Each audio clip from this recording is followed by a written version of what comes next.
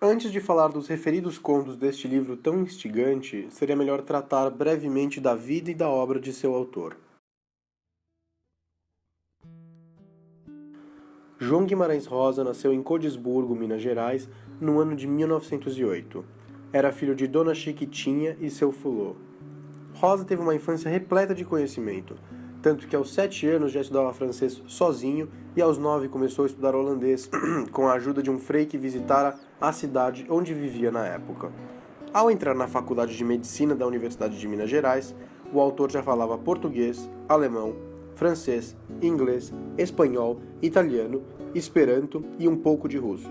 Lia sueco, holandês, latim e grego. E além disso, entendia alguns dialetos alemães, sem falar dos seus estudos da gramática do húngaro, do árabe, do sânscrito, do lituânio, do polonês, do tupi, do hebraico, do japonês, do tcheco, do finlandês e do dinamarquês, como havia bem afirmado a uma prima que lhe entrevistara nessa época de sua vida. Tanta sapiência não existia inutilmente, tanto que o escritor ficou conhecido como o mestre das palavras durante e depois de sua vida. Grande parte dos seus textos foi condecorada com diversos prêmios, sendo que os dois aspectos que sempre lhe davam vantagem eram o da linguagem e o da profundidade filosófica dos temas, personagens e enredos daqueles. Além de sua criatividade para escrever, eventos da sua vida também lhe ajudavam imensamente nesse exercício. Vi de caráter autobiográfico do conto Campo Geral, do livro Manuelzão e Miguelim, no qual um garoto que usava óculos se muda do interior para a cidade grande devido à aparição de uma oportunidade de vida nela. Ou o nome do personagem principal do conto Corpo Fechado do livro Sagarana, Manuel Fulô, cujo segundo nome corresponde ao apelido do pai do escritor. Dentre os inúmeros trabalhos que produziu, Sagarana é considerado pela grande crítica mundial um dos melhores, se não o melhor de todos. A partir disso, por que não começar a apresentação pelo conto que o autor mais gostou para ir então ao que menos gostou, assim como afirma nas notas introdutórias escritas a um colega que receberia o primeiro exemplar do livro.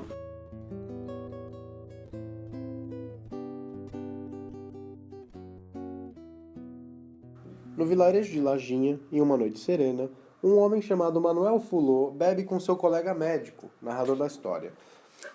Manuel Fulô era um gatuno preguiçoso, não gostava de trabalhar ou de nada que dava trabalho. Era noivo de Maria das Dores e iria se casar com ela no dia seguinte.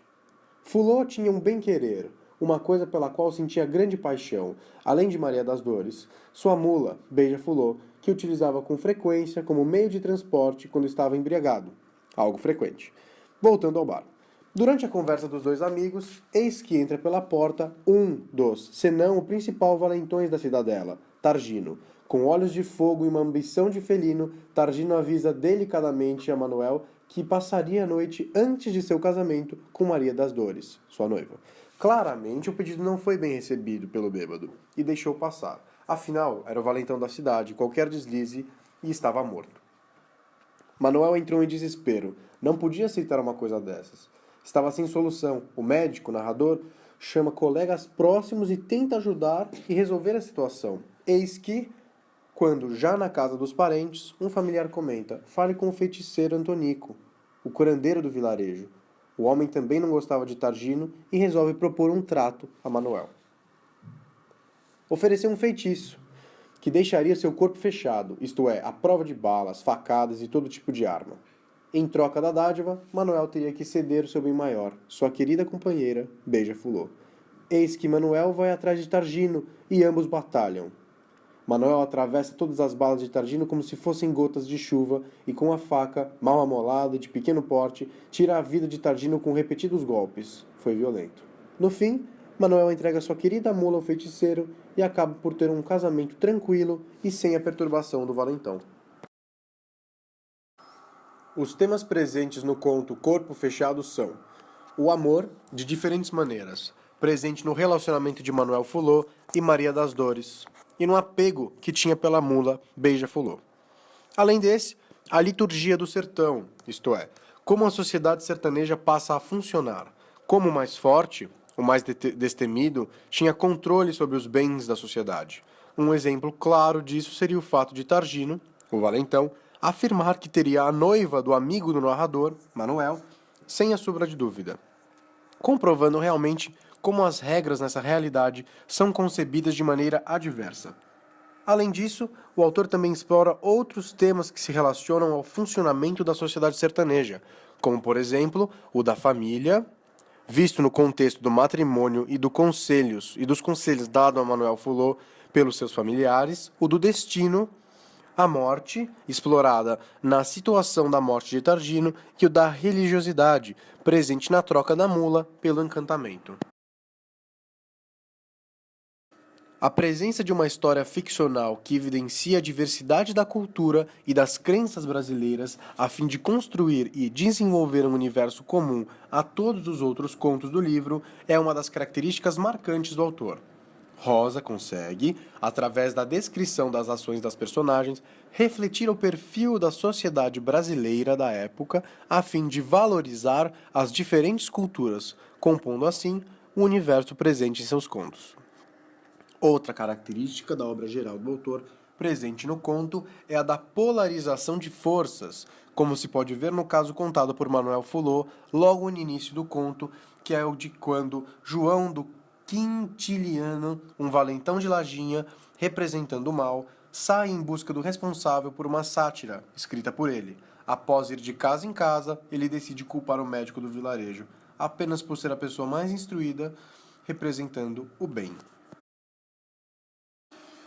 Pensando na diversidade brasileira, o conto é narrado em primeira pessoa, sendo o narrador o médico que participa da história como uma espécie de entrevistador. Foi escrito com uma linguagem simples, mas acessível à população com menor grau de instrução. A maneira minuciosa com que Guimarães Rosa descreve as características físicas das personagens principais propicia ao leitor uma visão nítida das cenas da história, possibilitando assim uma maior compreensão da realidade que pretende retratar. Por se tratar de uma espécie de entrevista entre Manuel Fulô e o médico, a linguagem utilizada no texto tem muitas perguntas. Na trama, está presente uma espécie de interrogatório entre o narrador-personagem, médico, e o personagem principal, Manuel.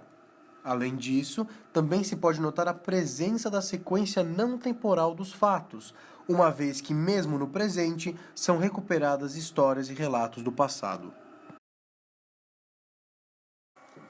Melhor do que começar a fala pela aparição do maniqueísmo no conto é começá-la pelo seu conceito. Ou seja, este tópico será introduzido dizendo que, basicamente, o maniqueísmo é uma corrente de pensamento que acredita na existência de apenas duas forças, a do bem e a do mal, sendo que não existe meio termo entre elas. Tampouco existem valores morais e éticos que possam equilibrá-las. No conto, o maniqueísmo aparece unicamente de forma explícita, sendo o mal apresentado nas situações iniciais de descrição dos diversos valentões que já haviam passado por aquelas terras. Por outro lado, mesmo em uma situação mítica, do fechamento do corpo de Manuel Fulô pelo curandeiro, o bem e o mal aparecem claramente, sendo o bem representado pelo protagonista naquele momento e o mal pelo pacto feito. O conto enfatiza a cultura brasileira e sua busca por uma força superior para resolver as dificuldades. Por exemplo, quando Manuel Fulô recorreu ao feiticeiro Antonico das Águas, ofertando a sua estimada jumenta em troca do fechamento de seu corpo para derrotar o inimigo valentão, Targino, que queria ter a sua mulher. Essa passagem mostra os traços místicos presentes na sociedade e a característica do povo brasileiro de ter fé no irreal e não medir as consequências das ações em determinadas circunstâncias de risco. Manuel Fulô, no início do conto, era um sujeito covarde. Porém, gostava de fechar a cara e engrossar a voz para mostrar braveza e como era valentão. Sua transformação começa quando Targino, o maior valentão da cidade, anuncia que iria dormir com Maria das Dores, noiva de Manuel, antes de seu casamento. De início, Manuel se amedronta e nada faz em relação a isso. A notícia se espalha pelo arraial e o curandeiro Antonico das Águas se oferece para fechar o corpo de Manuel, a fim de dar a ele poderes para impedir que Targino o machuque durante a contenda. Em troca, o curandeiro recebe a mula Beija-Fulô. Manuel mata Targino com uma faquinha e passa a ser conhecido no arraial como Espanta-Praças, um valentão e não mais como um covarde com cara de bobo. Outro exemplo de mudança das personagens é a de João do Quintiliano, que era um homem que se fazia de valentão, um dos 3 irmãos que mandavam no arraial. Resumidamente, um dia, alguém pregou uma sátira anônima muito mal escrita em uma árvore a respeito dele. Ele foi de casa em casa, furioso, gritando desaforos e procurando o autor, mas não encontrou. Até que alguém pensou que poderia ter sido Manuel Batista, o homem que melhor sabia escrever no arraial. Fora tirar satisfação com ele, que se encontrava no paiol do João Italiano, dando aula aos meninos do negociante. Manuel Batista ficou muito bravo de terem pensado que ele seria capaz de escrever maus dizeres anônimos com tantos erros de gramática. Como prova, exibiu e leu sua última produção, que debochava de muitas atualidades, terminando, como sempre, com o seu nome, bem rimado no verso final. João do Quintiliano ouviu com respeito, passando de valentão a humilhado porque constatou que Manuel Batista dominava a arte e a ciência.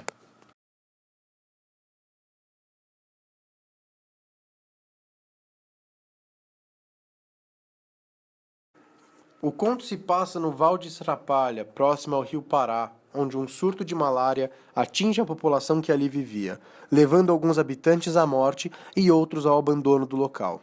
São poucos os cidadãos que decidem permanecer, e entre eles estão algumas das personagens da história, como o Primo Ribeiro, o Primo Argemiro e Seição. Além dessas personagens, temos também Luísa e o boiadeiro, que no início do surto decidem fugir.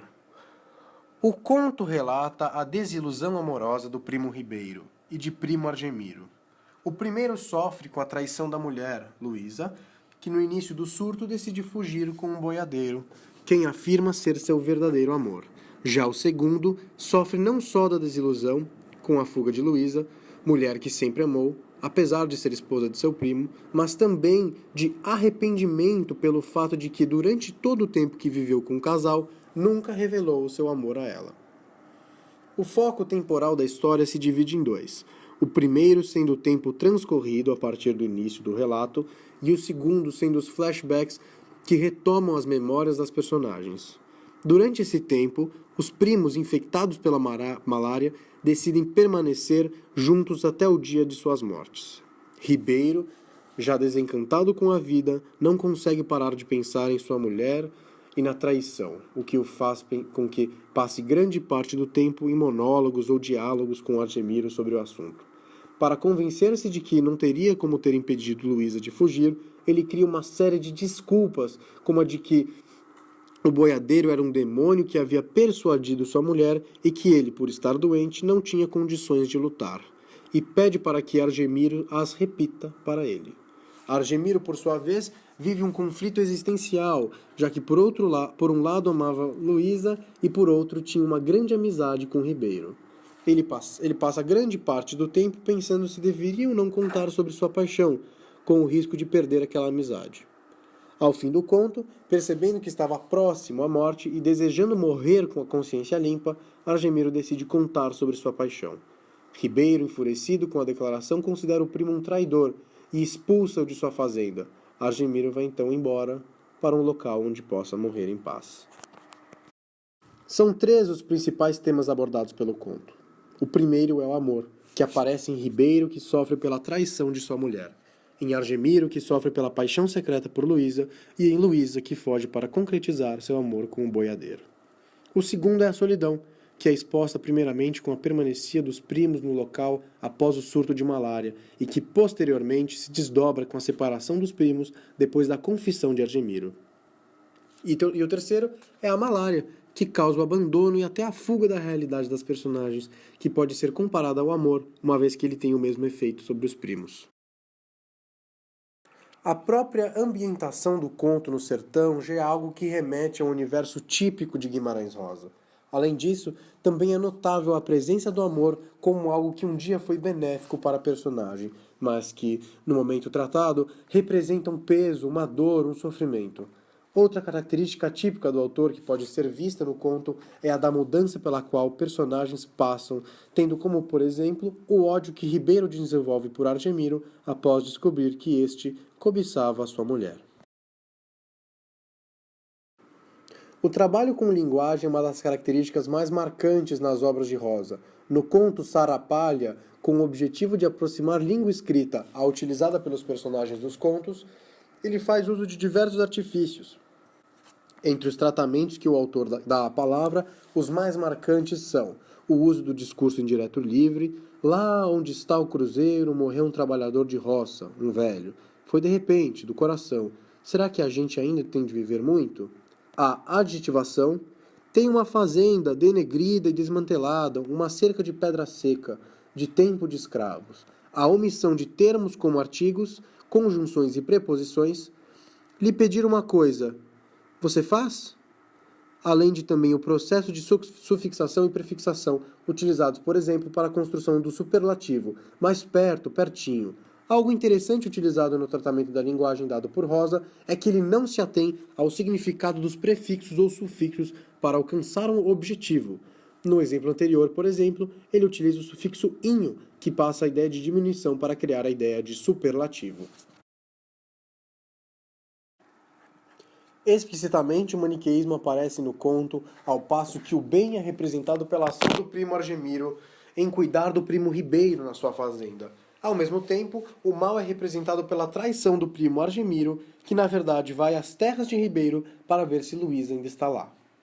Metaforicamente, se considerarmos a existência de um amor entre nossas vidas algo positivo e a sua ausência algo negativo, e ligarmos tal existência, ausência, às condições nas quais Ribeiro se encontra, percebemos essa relação.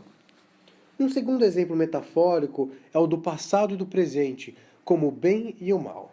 Embora esse caso seja mais profundo e demande mais considerações pessoais de cada leitor.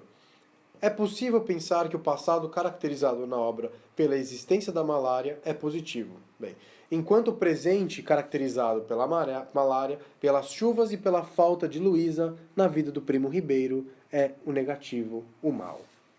O universo mítico aparece no conto de dois modos. O primeiro é por meio das alucinações que o primo Ribeiro tem por causa da malária, que faz com que ele delire e tenha a sensação de estar em outro plano de realidade, quando na verdade estavam apenas sentindo-se mal. Dependendo muito mais de uma análise metafórica, o segundo modo que o universo mítico aparece no conto é por meio do amor, uma vez que o enfermo se sente bem apenas ao pensar em sua amada e que ele só pensa nela em meio a uma alucinação. A redenção e transformação de personagens é algo comum nas obras de Rosa, e em Sarapalha não é diferente. Tal transformação ocorre em diversos momentos do conto, sendo os mais marcantes quando Luísa foge com o boiadeiro, que quebra totalmente com as expectativas de Ribeiro e Argemiro, e quando em um momento de redenção decide contar a Ribeiro sobre a paixão, e isso acaba por transformar os dois, uma vez que a amizade entre eles, que antes era muito forte, acaba se desfazendo, e eles se afastam, e Ribeiro passa a considerar Argemiro um traidor. Espaço comum, Sertão Mineiro. Tradição oral. Histórias contadas no boca a boca. Expressões populares. Existem diversas características comuns a todos os contos de Sagarana, e as que relacionam os contos abordados neste trabalho são o espaço comum ao desenvolvimento das tramas, o sertão mineiro, a tradição oral de contar histórias, vista na entrevista feita pelo médico com Manuel Fulon em Corpo Fechado e no diálogo entre os primos de Sarapalha, e as expressões populares que aparecem frequentemente no livro inteiro, inclusive, sendo que estes dois últimos estão intimamente relacionados.